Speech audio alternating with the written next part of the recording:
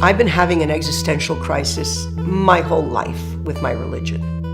As I was growing up and as everything was happening, my desire to go back to basics, to go back to the fundamental of the Catholic religion. When you get to the fundamental of the Catholic religion, where are you? You're in Judaism. This is where I need to be, because I was never comfortable. And being a religious woman, girl, child, I needed to be somewhere closer to where I needed to be. I was a single woman. I was young, family drama. I had 2 children that were not converted. I really didn't have any friends.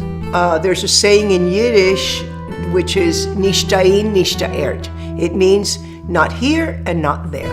Every time I visit my mom and dad, I bring a stone and I bring a flower. It's so who we are as people that return from so many generations, that our souls come back.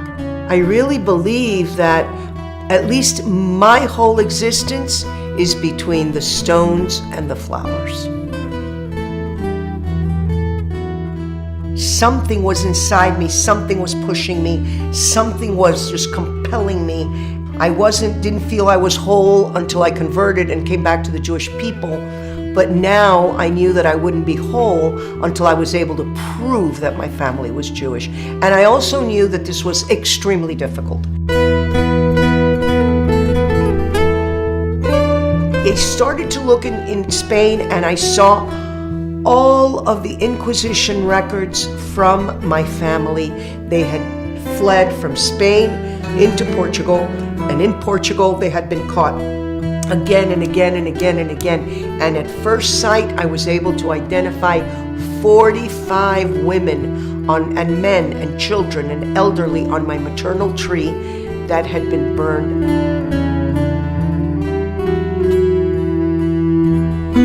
All over Spain and Portugal, in the little villages that are known to have had Jewish populations, there are symbols on the walls, scratched in deeply, called cruces de conversos, or converso crosses.